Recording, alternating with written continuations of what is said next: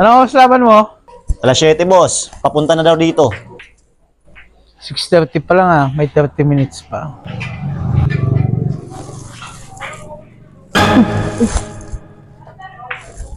Hoy, wala pa! 8:30 na!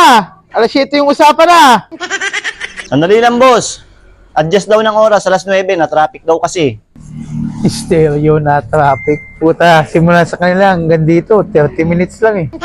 Awit. Ano, darating pa ba yung kalaban mo? No oras na oh. Oh. Teka lang, boss. Oh, eto na, nag-chat na pala.